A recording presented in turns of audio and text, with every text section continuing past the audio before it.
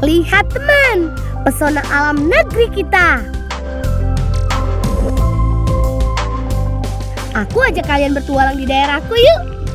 Di Kabupaten Muna, Provinsi Sulawesi Tenggara. Di sini ada danau ubur-ubur teman.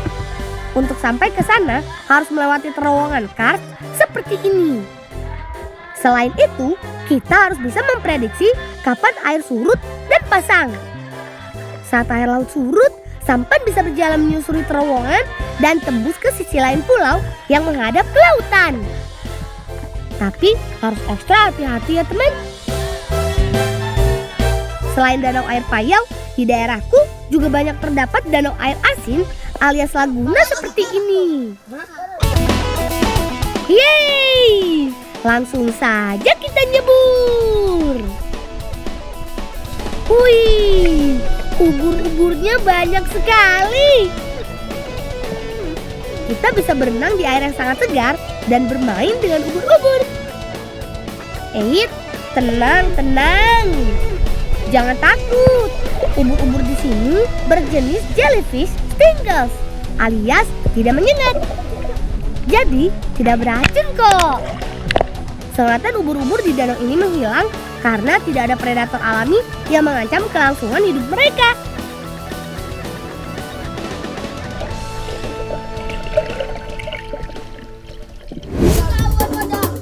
Ayo teman-teman, kita ke tempat yang tepat untuk menerbangkannya.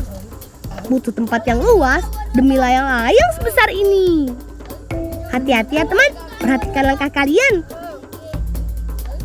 Yang sedang kami lewati ini adalah jembatan gantung di puncak Masa Lili.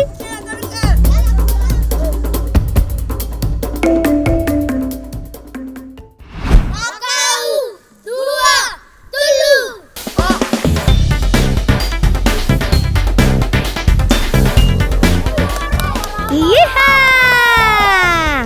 Terbang yang tinggi layang-layangku. Inilah layang-layang Kagati yang tersohor sampai ke mancanegara.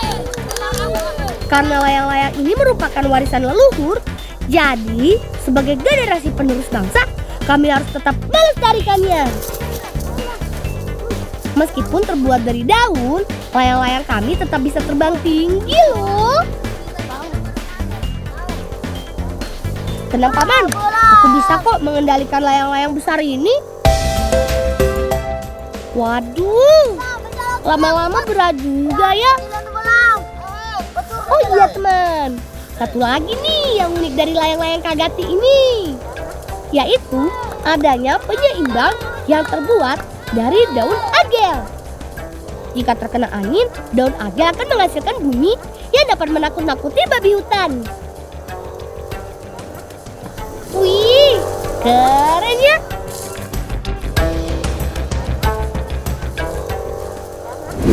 Teman, kalau kalian pergi ke Muna, kalian akan mendapati ritual unik untuk anak balita.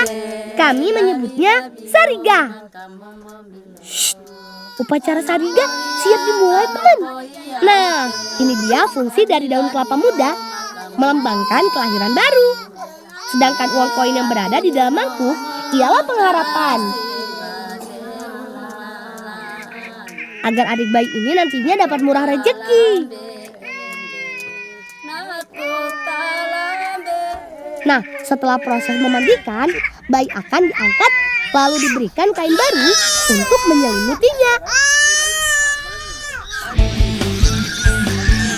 Kakek dan nenek sang bayi telah siap menyambut dengan silat Muna sebagai simbolis yang akan mengiringi bayi mengitari rumah tempat tinggal. Bagian Nirwan untuk menerima kelapa tua dan menaruhnya di pohon belakang rumah sebagai simbol untuk membuang segala hal-hal jelek dalam jiwa adik bayi. Menurut leluhur, ritual ini wajib dilakukan oleh orang tua yang telah memiliki sepasang anak laki-laki dan perempuan. Tradisi ini dilakukan dengan harapan agar anak nantinya menjadi anak yang soleh dan tidak durhaka kepada kedua orang tua. Masuk ke prosesi terakhir. Setelah selesai mengitari rumah, kakek penari silat akan memotong pohon pisangnya. Kemudian adik bayi diangkat di atas batang pisang dan diangkat-angkat sebanyak 3 kali yang menandakan selesainya upacara. Syukurlah, upacara Sariga adikku berjalan lancar. Semoga kelak engkau menjadi anak yang berbakti pada kedua orang tua dan sehat selalu.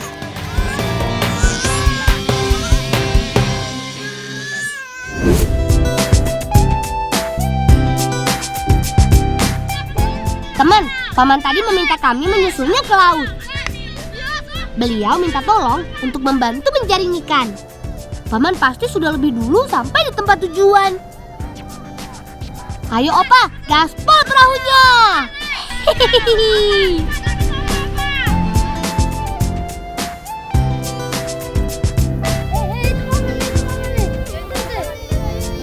Paman, selamat sama paman. Sudahkah belum? Sudah. Paman, boleh tambah ke tulung hela ikan paman? Ya, bantu, mari bantu. Ternyata jaring sudah paman sebar. Jadi kita tinggal panen ikannya saja deh.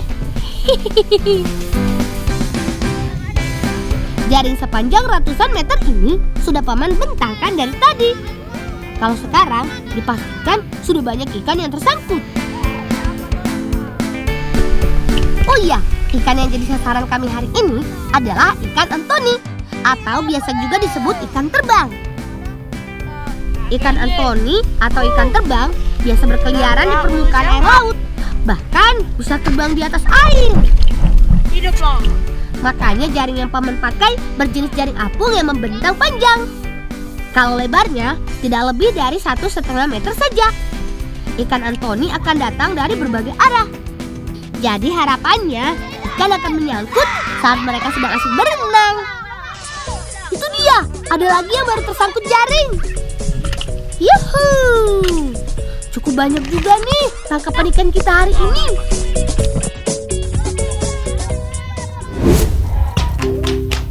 Ini dia ikan hasil tangkapan kita hari ini.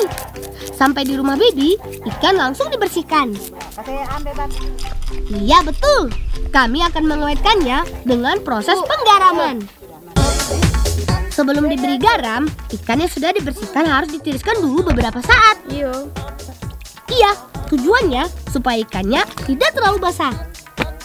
Yuk, susun dulu ikannya dengan posisi bagian dalam ikan menghadap ke bawah. Susun yang rapi ya, supaya airnya tiris.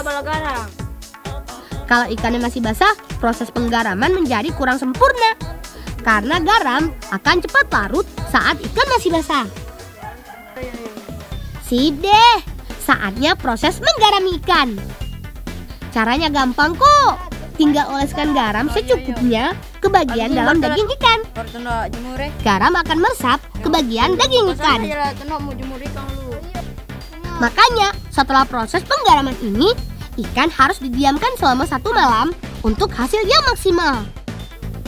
Ikan asin Antoni khas desa Alibas tidak hanya dipesan oleh desa-desa tetangga, tapi juga sampai ke wilayah Likupang, Minahasa Utara.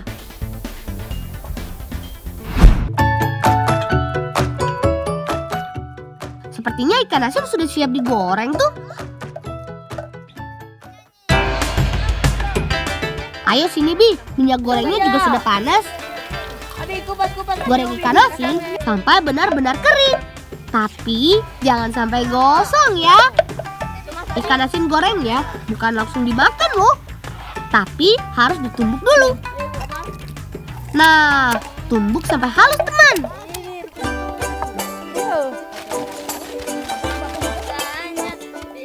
Tambahkan bumbu cabai merah, bawang putih, dan kunyit.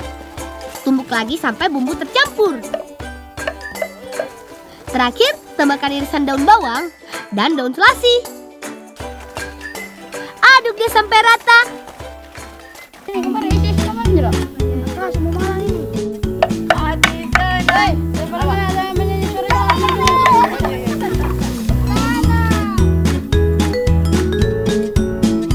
Sudah ada yang tahu kita mau masak apa?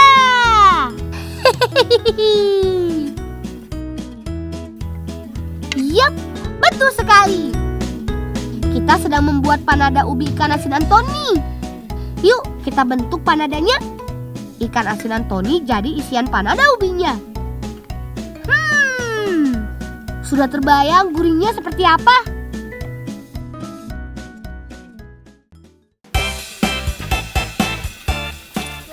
Selanjutnya tinggal digoreng deh.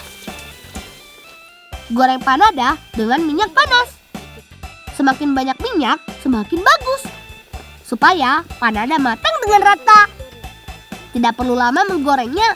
Kalau warna panada sudah berubah kecoklatan, tandanya sudah matang. Tinggal angkat deh.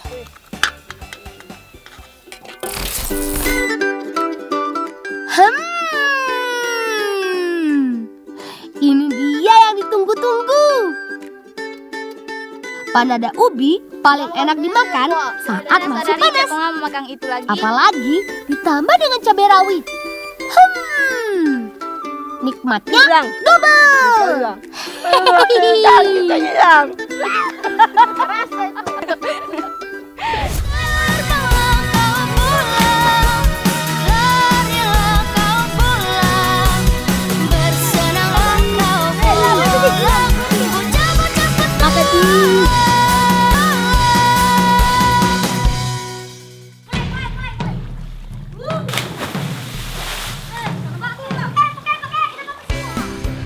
Kolam renang alam kami ini namanya Loko Kaseka atau sering disebut juga Batu Belah. Diberi nama begitu karena di bawah sana ada belahan batu yang menghubungkan tempat ini dengan laut. Makanya kedalaman airnya bisa berubah mengikuti pasang surut air laut. Kolam ini berada di wilayah Pantai Koguna, nggak jauh dari kampungku. Hampir setiap hari kami mandi di sini. Habis airnya seger sih. Habis mandi, badan jadi segar dan makin semangat bertualang lagi.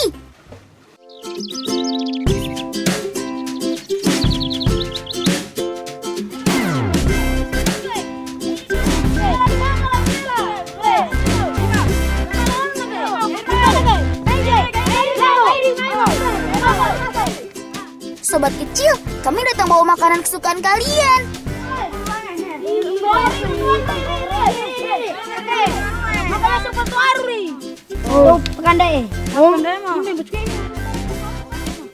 Oh iya, sebelum berangkat ke sini, kami sengaja menyiapkan bekal untuk mereka. Wah, betul kan? Udang merahnya lapar. Kelapa bakar yang kami bawa langsung diserbu. Udang merah ini salah satu hewan yang hidup di hutan bakau di kawasan Pantai Koguna. Kami memanggilnya Mila Mamodea. Mereka tinggal di lumpur kawasan pasang surut air laut. Saat air laut pasang, mereka keluar dari tempat persembunyian dan mencari makan seperti sekarang. Jumlahnya semakin hari semakin banyak karena tidak ada yang menangkap. Warga desaku percaya mengambil udang merah bisa membuat sesuatu yang buruk terjadi pada kita.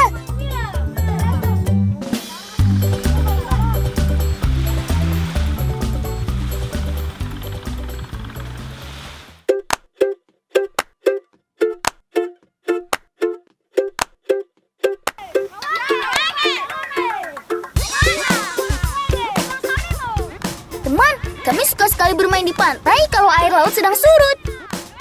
Soalnya pantai jadi lebih luas.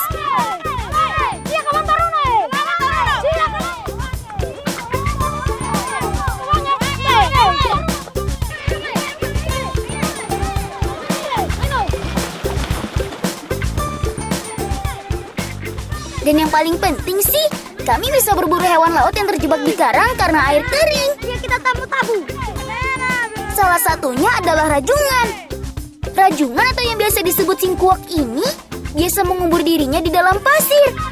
Meskipun badannya terkubur, rajungan tetap bisa melihat keadaan sekitarnya melalui dua lubang kecil yang mereka buat. Ke kiri. Menangkap rajungan dengan tangan kosong memang agak berbahaya. Kalau kena capitnya, jari kita bisa putus. Supaya aman, mengambilnya harus benar. Gunakan 3 jari saja. 2 jari untuk menjaga capit dari sisi depan dan 1 jari menahan badan rajungan dari sisi belakang.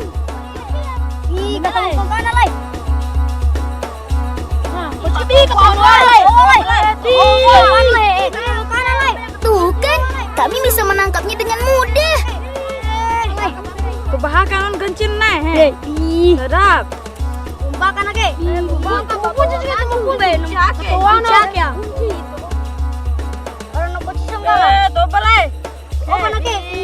Sedap. Batu lah.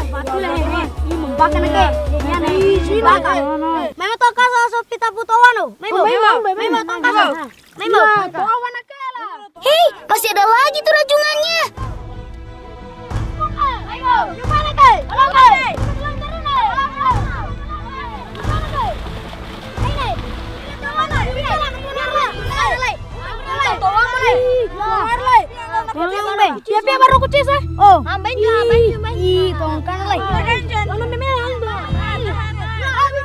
Wah, yang ini lebih galak. Kami harus lebih hati-hati.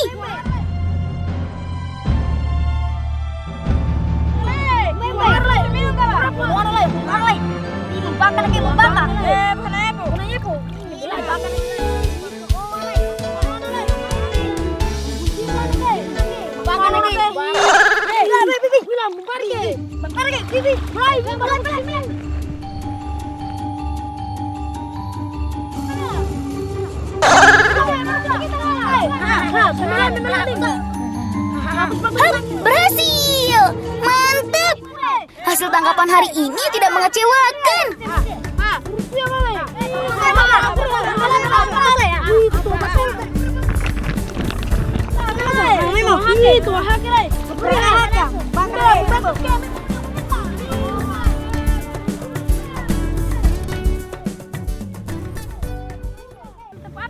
Kak Sumi sudah menyiapkan makanan kesukaanku.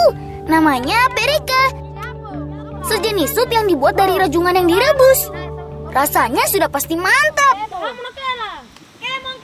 Sabar anak kecil.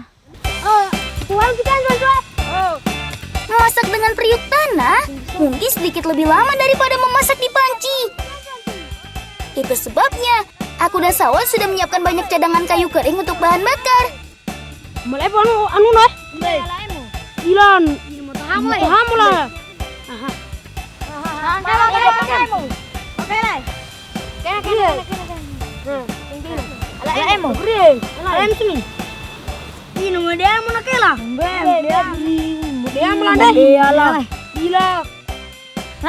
Masuk kawan yang pinggiran mangga.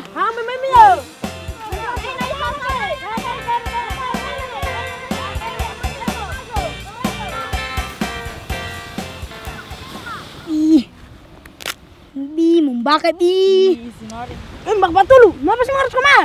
Nanda. Apa yang ada?